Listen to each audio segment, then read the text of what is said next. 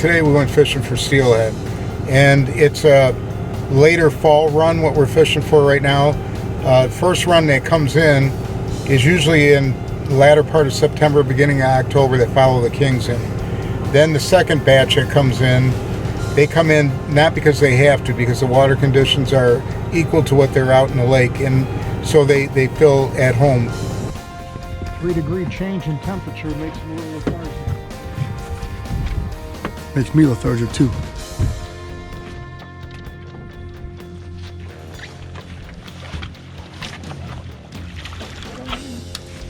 Just like that.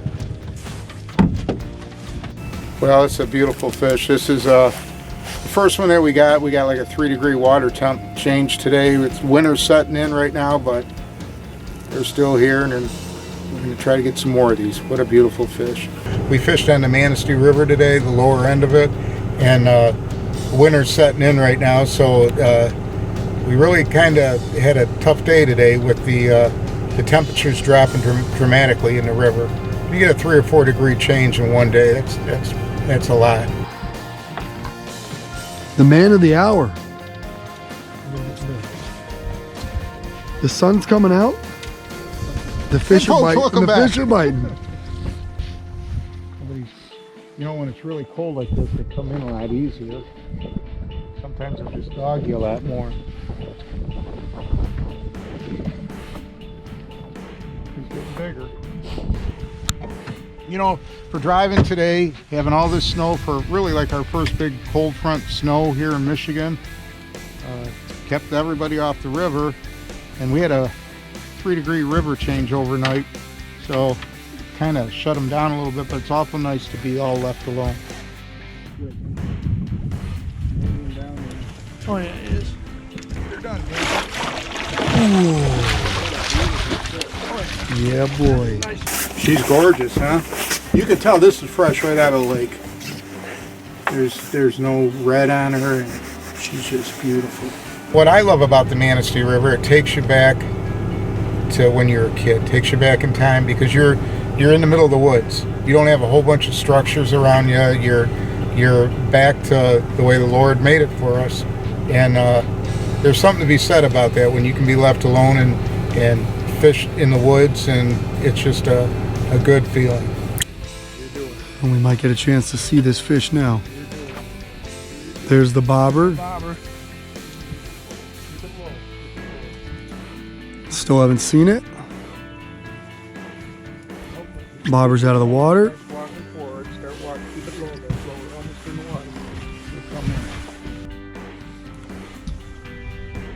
Real close to coming in now.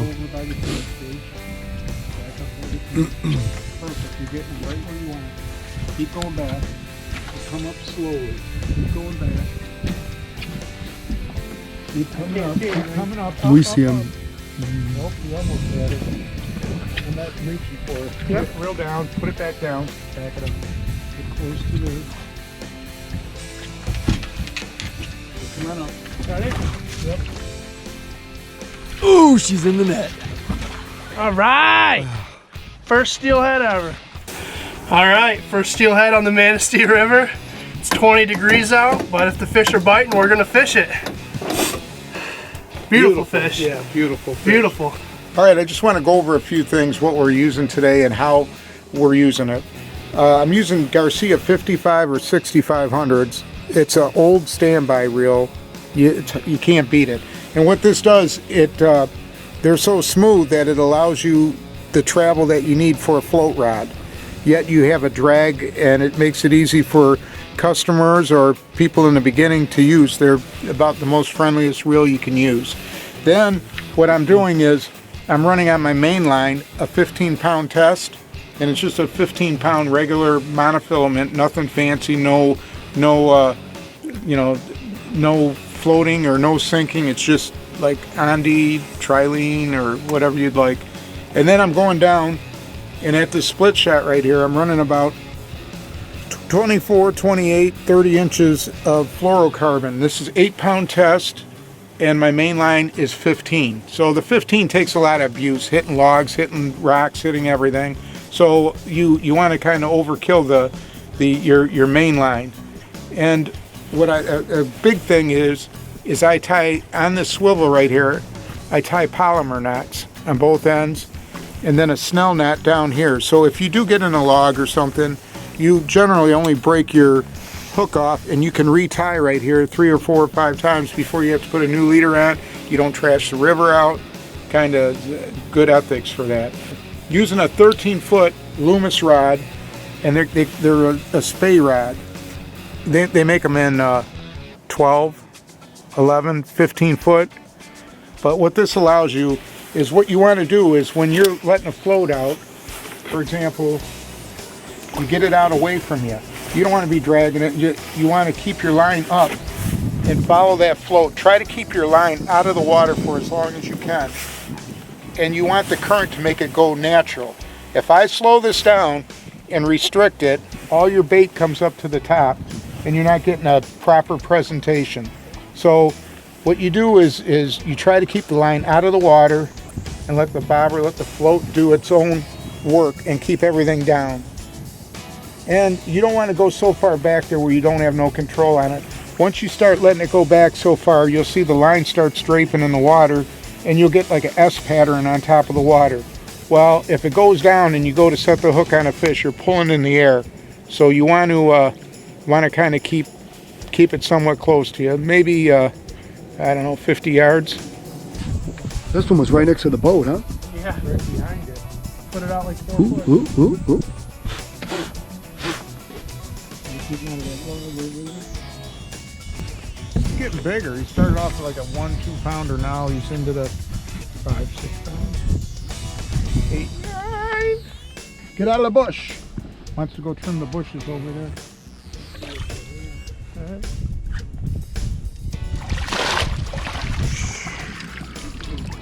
Okay, here's a little guy today, but he fought like a big guy.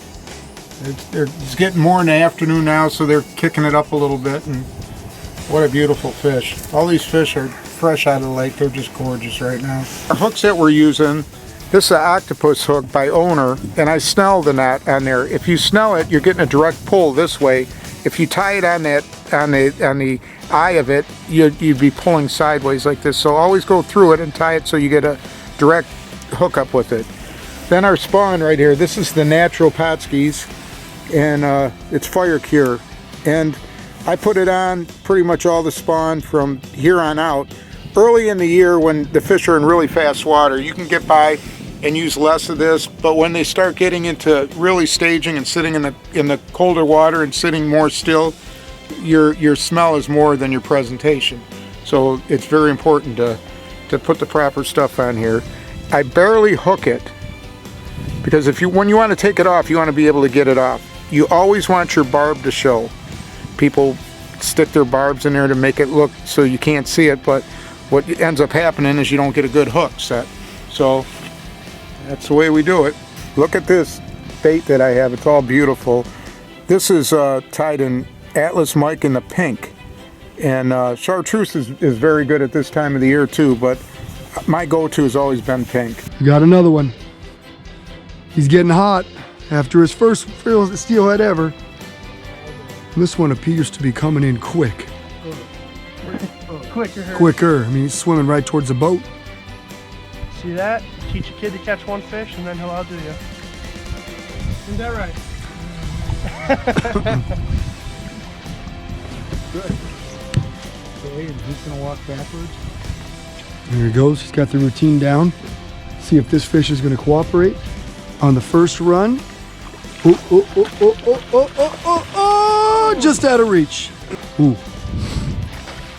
Low. Let him go. Thought we had him. This is awesome. We thought we had him. We thought, yeah. Ooh. He's gone. We just had this fish literally touch the net, touch the tip of the net. Now it's back about, I would say, close to 30 yards.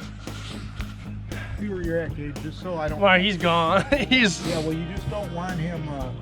Look how far back he is. Oh my gosh. If you can't work him back here, I'll go get him. This thing's down in Manistee. Do you think we have to go get him? Yeah. Gonna give him a little bit more. He doesn't appear to be coming home. You can't do nothing with him, Gage? He's just taking it. Okay, now this gets really exciting. Okay, listen.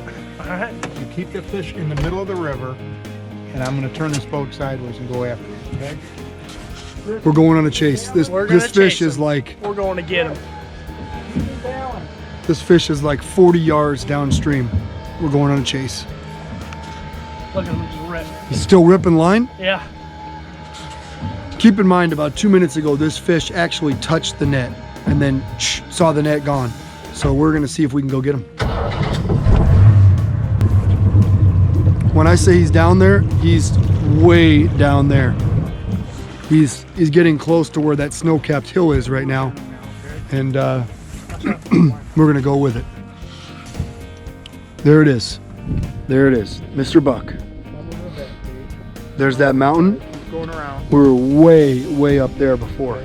Reel down. Oh yeah. Oh yeah. Reel down to him. Come on. Okay, slide him back. Come on. Coming up. Nice and easy. It's getting close. Keep him coming. Getting really close. We got him. That is a nice fish. Oh yeah. You guys just saw me catch my first fish. This is my second fish in the Manistee River. Beautiful fish, beautiful experience. Love it. Doesn't get much better than this. Today's episode of Pautzke Outdoors comes to you from northern Michigan. Well, we're on the Manistee River in the fall. Believe it or not, all that snow you see, yep, it is here in the month of November. I know it's early. Michigan got a heck of a load of snow early this year. However, the steelhead are still biting. You see, we came out here today with a legend, Mark Chmura of Pier Pressure Charters. Mark's been around about as long as I've been alive. The guy knows the river as good as anybody. And he came to the river geared today with one bait.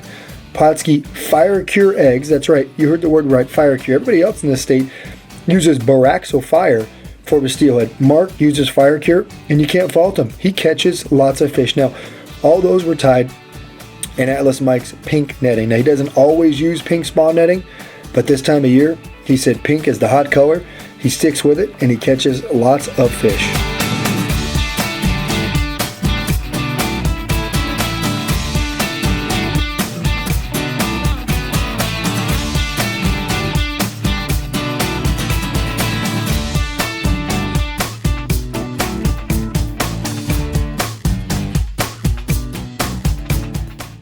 Pautzke products are available at sporting goods stores near you. If you can't find the specific color, size that you want, make sure to go to Pautzke.com. And as a thank you for watching Pautzke Outdoors, we're going to show you a coupon code to be used for 10% off your next order.